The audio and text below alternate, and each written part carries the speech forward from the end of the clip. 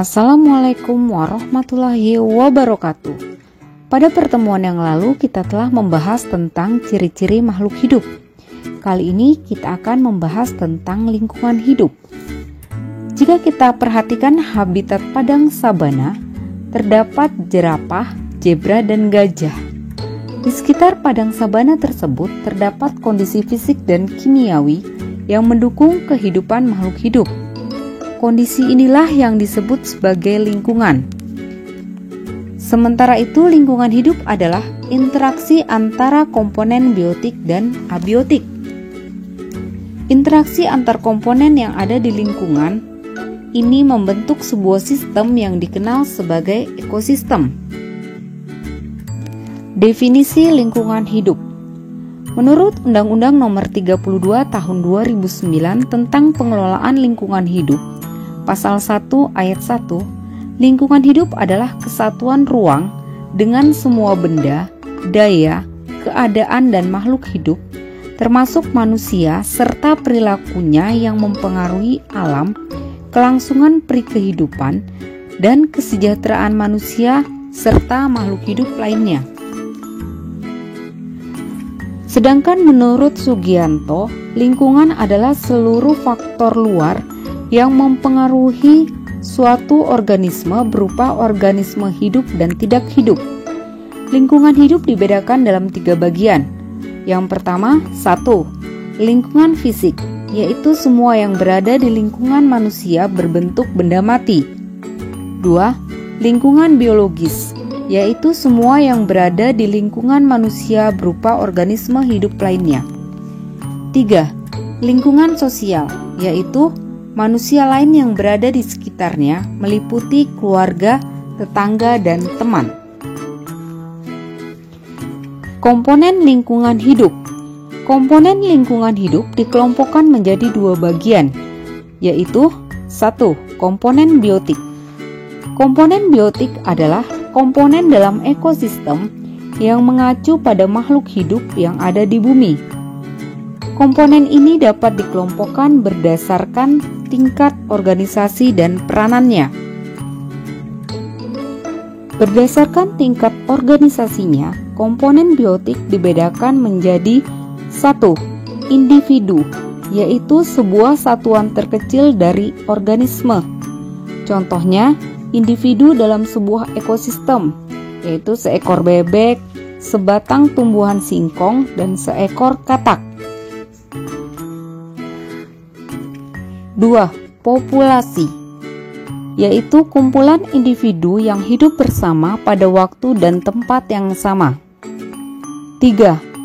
Komunitas, yaitu semua populasi yang hidup bersama di suatu lingkungan dengan geografis dan waktu yang sama. 4. Ekosistem, yaitu tatanan kesatuan komunitas secara menyeluruh yang saling berinteraksi. Yang kelima, biosfer, yaitu lapisan kehidupan di permukaan bumi yang meliputi seluruh ekosistem daratan ataupun perairan.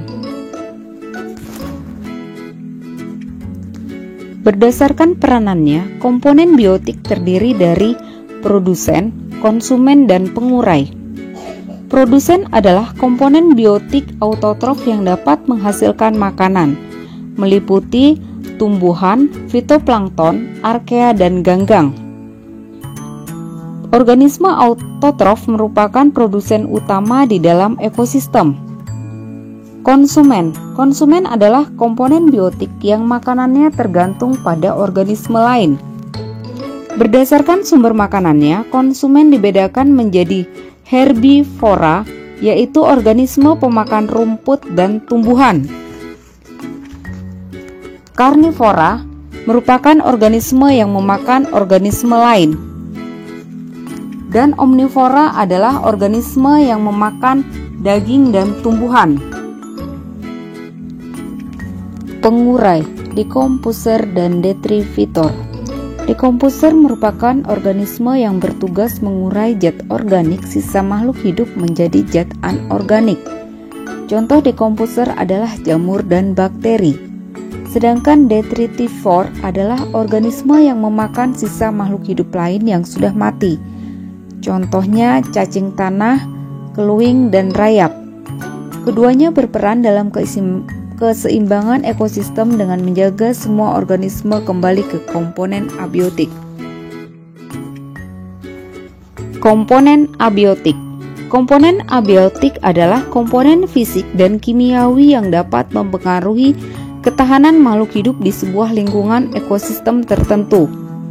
Komponen ini diantaranya sinar matahari, suhu, air, udara, dan tanah. Sinar matahari. Sebagai pusat tata surya yang memancarkan sinarnya, matahari sangat bermanfaat bagi kelangsungan makhluk hidup di bumi dengan menghangatkan bumi hingga memungkinkan terjadinya kehidupan. Bagi tumbuhan, matahari berperan dalam proses fotosintesis untuk membuat makanan. Sementara itu, semua makhluk hidup secara langsung ataupun tidak langsung bergantung pada tumbuhan sebagai sumber makanan dan energi. Bagi manusia dan hewan, sinar matahari berperan dalam pembentukan tulang. Suhu. Suhu mempengaruhi segala aktivitas makhluk hidup. Pada umumnya, tumbuhan dan hewan dapat bertahan hidup antara suhu 0 derajat Celcius hingga 45 derajat Celcius. Sementara itu, beberapa makhluk hidup dapat bertahan hidup pada suhu ekstrim dengan beradaptasi. Contohnya beruang kutub memiliki rambut yang tebal yang membantu menghangatkan tubuhnya. Air. Air merupakan unsur yang sangat penting dalam kehidupan, meskipun bukan satu-satunya unsur yang diperlukan dalam kelangsungan hidup. Jumlah air di suatu tempat dipengaruhi oleh intensitas air hujan yang diterima selama setahun. Bagi manusia dan hewan, air berfungsi untuk memenuhi kebutuhan hidrasi tubuh.